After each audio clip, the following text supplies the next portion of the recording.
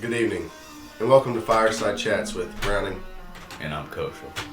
Tonight we're going to be discussing The Watchmen, particularly Damon Lindelof's new series on HBO, but also Alan Moore's original work and Zack Snyder's movie. What we're going to talk about is how these three adaptations differ from each other, whether they live up to the hype, and what we thought of them overall. So after a quick break, we'll get right into it.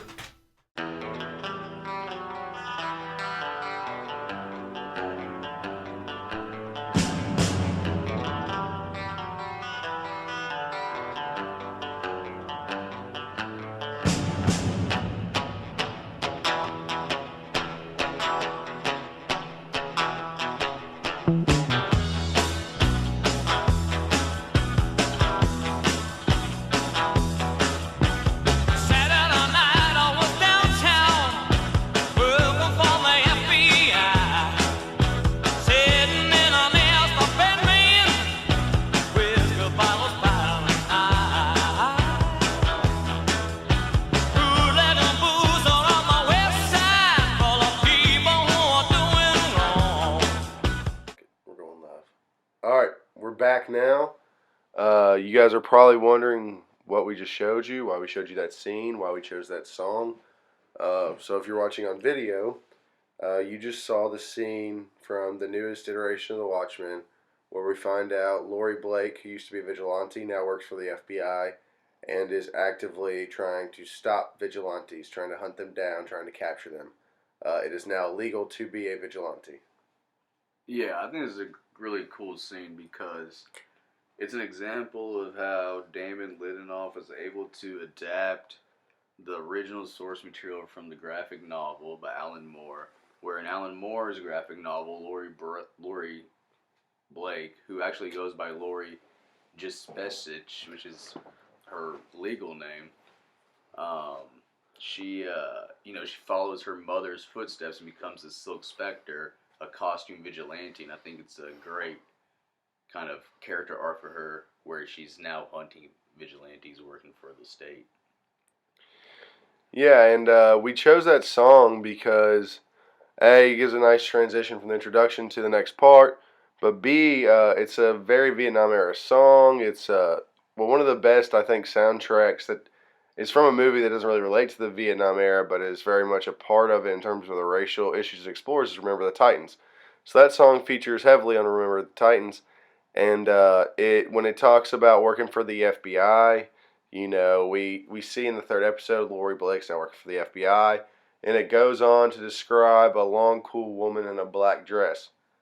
So when Laurie was Silk Spectre, her costume was black, right? It was, yeah, black and yellow. Black and yellow, okay. So, and then now, in Damon Lindelof's, I guess, sequel adaptation to the original storyline, Dr. Manhattan is married to Sister Knight, Angela Abar, who is a vigilante cop, because in Tulsa, Oklahoma, the cops have to wear masks, and she's also a long, cool woman in a black dress. So it kind of relates to the one thing that makes Dr. Manhattan human, which is he wants to be with someone. He likes to fall in love, and it seems that he falls in love with broken people because he thinks he can put them back together, but that's something that even a god can't do, it seems like. Yeah, that's true. I mean, it's another great example of how you can really adapt like the core characters from the graphic novel into this unofficial sequel, but still maintain the integrity of the characters. I love how he was able to, like Dr. Manhattan is so disconnected from humanity. He obviously just on another level, but the one thing that he just can't seem to escape is women. And, you see that in the graphic novel. He falls in love countless times. And then even here in the show where he's fallen in love again with Angela Abar. And so I think it's another great example. Yeah, and really, this sets into motion so many things. Finding out that Laurie's an FBI agent, and then later on in this episode, the senator who's up to no good, the good old Southern boy, comes to visit her and sends her to Tulsa, Oklahoma. And when she arrives in Tulsa, Oklahoma, that really sets things in motion, or she kind of gets there as things are in motion, and her presence, I think, is necessary for things to unfold the way they unfold.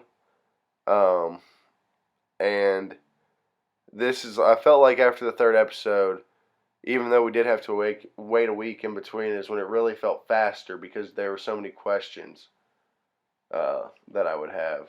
But Yeah. No, exactly. I mean, there's a lot of questions and that came from the graphic novel that Alan Moore left us with.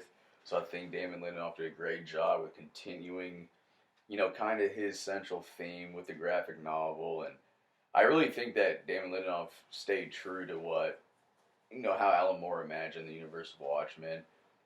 Contrast that with Zack Snyder's adaptation. And you can really talk about genre here and how, you know, taking different works and adapting them, to your own genre. Like, would you say Zack Snyder's film was more of a superhero movie or what? yeah, I would say Zack Snyder's film felt more like a superhero, like blockbuster type movie. I mean, there is a lot of challenges when it comes to capturing Doctor Manhattan. When Terry Gilliam was, I don't know if he sought it out or was approached with uh, being offered to adapt The Watchmen, but he felt even way back when he was offered that it'd be best in a 14-hour miniseries type deal, and you couldn't really do it justice over one movie. Uh, so it's interesting to see that Lindelof did go with a miniseries type of adaptation, but he also did an original story that contains several of the original elements from Alan Moore's version, but also I think builds on and continues the political commentary legacy of the original Watchmen, and also allows a new generation of fans to rediscover the importance of the original Watchmen, because Rorschach's character is very prevalent in modern society today. Yeah, what do you mean by that? You mean by someone that's just disgruntled with society and kind of. Well, I mean, Alan Moore's been very explicit. Rorschach is not meant to be idolized. He's the equivalent of, you know, he's kind of like the taxi driver. The character from Taxi Driver, Travis Bickle. He believes in the equivalent of Breitbart or Infowars, and he's very much we see him a lot in Looking Glass in Lindelof's adaptation, but Looking Glass at least gets to see the curtain pulled back, and his entire worldview is shattered, but he still has to help save the day in the end. Whereas Rorschach, I don't know if he could have ever accepted his entire worldview being shattered. I think he was so committed to these conspiracy theories and these crazy notions that he would never have done what Looking Glass did. But I digress. What do you think? No, I think that's very interesting you say that because, in my eyes, I think Looking Glass is the new Rorschach, but I think that you have like a really cool duality between Rorschach and Looking Glass, where Rorschach did see through all the bullshit. He knew that the conspiracy was true. He wrote it in his journal, what I'm saying? But Looking Glass believed the conspiracy. You see what I'm saying? Where I don't know. I just think there's a pretty cool duality there because I obviously think that Damon Lindelof meant for Looking Glass to become the new Rorschach type of character. At Yes. least a new iteration. All right, and we're back after a quick break, and now we're going to discuss Dr. Manhattan and the different ways in which he appears in the three different adaptations. The first clip we're showing, if you're watching the video podcast, is Dr. Manhattan's depiction in Zack Snyder's movie. Yeah, I think that Zack Snyder got the feel for Dr. Manhattan down pretty well. I like how in both Alan Moore and in Zack Snyder's adaptation, Dr. Manhattan is losing his grip with humanity. He can't connect with them. It's evident in his relationship with Janie and Rory, where he just is so disconnected he can't even, be a good boyfriend or lover. But I like how it's contrasted with Damon Lindelof's, where Dr. Manhattan in the show, it's the opposite, where he's back on Earth. He's become a human because he's fell in love with Angela Abar. So it's a cool little polar opposite thing. What do you think? I'd agree with that. I think it's interesting that, obviously Snyder is adapting directly from the source material, so he's using the same love interest and relationships Alan Moore depicts. But does it say something that all three of these adaptations are by men, and they all agree on Doctor Manhattan being a god and being a heterosexual male god, but his one weakness seems to be women? How do we feel about that? What's that saying? Is that a shot, a self criticism of men? I don't know, man. I didn't know you were gonna take it there. Yeah, I don't. Maybe we don't need to go there. No, Maybe we but can we're mix there it up. now. We are there now. I don't know. I think that. Well, this is a really cool part. This is common in all three adaptations. Doctor Manhattan on a different planet or moon of Jupiter in this case. In the Snyder adaptation, he's on Mars, building some weird structures. No, did not mean to interrupt. Just wanted to highlight that for those watching. Go ahead. Yes, I do love this scene. Yeah. That's one thing I think all three adaptations did do very well. Was they're very visually pleasing. Yeah, I think that he looks the best in Zack Snyder's adaptation, man. I really wish the show would have kept his glow going and his white eyes. I think he looked a little. Zack Snyder really captured the look. I think the tone, even the voice of Dr. Manhattan really well. I think compared to Damon Lindelof's Dr. Manhattan, it's just way leaps above where it should have been for the show. So that's one of my only criticisms of the show is Dr. Manhattan just looked weak. What do you think? All right, so I'm going to disagree because, and right now, if you're watching the video version, you're seeing the animated motion comic, which is a direct one-to-one of Alan Moore's graphic novel.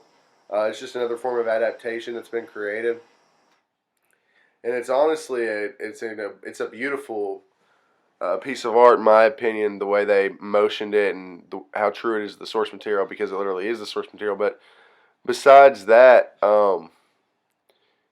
in the comics, so I think that Lindelof. Well, first off, it's strategic for Dr. Manhattan not to be glowing that night he meets Angela in the bar, because he's fitting in with the rest of the people on the Dr. Manhattan Day of Celebration or whatever. Second off, in the comics, there's a scene where he's about to go on TV, and the producer asks him to turn it down because the brightness wouldn't be good for television. So even in the comics, Dr. Manhattan turns it down to a darker blue, a more subdued blue that we see Lindelof's Dr. Manhattan sporting most of the time in the new show. And I think that's okay. I think it's because he's married to a real woman. He's tried to forget who he is. And it's just kind of part of it. So I don't know if I necessarily agree with that criticism, but I do understand, Zack Snyder's is cool and glowing and all the time and whatnot. But, now if you're watching on video, it's transitioned to Lindelof's depiction of Dr. Manhattan, and you can see what we were just talking about with the subdued blues. I don't mind it here in the bar scene because he's he's trying to be subdued. I'm talking about in the later episodes when he comes back out, he's all subdued and I don't know, I just don't like it. Oh, all right. So we just had someone walk in. We're going to have to take a break here. We'll be right back. All right, we're back. Coach will talk to us. We're looking at Lindelof's Dr. Manhattan on screen. He's getting ready to show us what he does on Europa. Let's hear your thoughts. Yeah, I really like this scene coming up where she's like, so what have you been up to? And he's like, yeah, I just been on Europa, moon of Jupiter, creating life. And then you get this really cool montage of I like how he looks right here if you're watching the video where he's glowing. It's pretty cool. But I don't know, I really like this. And this imagery kind of correlates really cool with the graphic novel of Dr. Manhattan on Mars. He's creating the crazy clock thing that he does. What do you think, Ryan?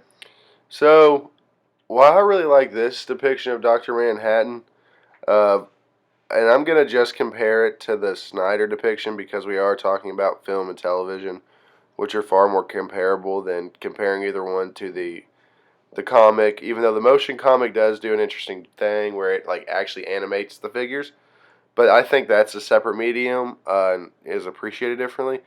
So I would say I like Lindelhoff's Doctor Manhattan more than Snyder's because he seems like I don't know more hopeful, I instead of pessimistic because Snyder's Doctor Manhattan on Mars is just like I don't know. They're just kind of like brutal futurist structures that you don't really know what their purpose is or what they're doing or if they're just a big machine. But No, yeah, I agree. Doctor Manhattan in this one's like That's a good point. Yeah, Yeah. like he's actually creating stuff in this one, or in the graphic novel, and even in the movie, he's just creating stuff just because, for the sake of creating stuff. But here is almost like a purpose to his stuff. yeah. And I'm gonna join him on Europa real quick to get my mind right and make my next point. But why don't you talk a little bit more about how this this story's changed, your perception of the story's changed since you first read the graphic novel? So yeah, so basically, the graphic novel tells a story of, you know, mankind is about to annihilate each other with nuclear warheads, the U.S. versus Soviets. And Ozymandias, Adrian Veidt, comes up with this plan to save humanity by unleashing the giant squid. And so that's basically the plot of the first one. And so I like how that story, it still continues to the sequel, the Damon Lindelof adaptation, where, you know, the main characters are still dealing with the effects from the squid attack in 1985. You know, we get the Looking Glass episode. We get, you know, the Adrian Veidt episodes. You know, all this stuff. It correlates so well with the original graphic novel that I don't know. What do you think? So I still need to read the graphic novel, but I have watched the motion comic, which is verbatim the graphic novel, and yeah, I think it did a good job of continuing on in the same spirit. I think Snyder was doomed because any one-to-one adaptation is just going up against such a high standard that it's nearly impossible to pull off. But Lindelhoff wisely chose to do a sequel adaptation and just use Alan Moore's as inspiration rather than like a one-for-one, copy, which I think was a smart decision. Definitely.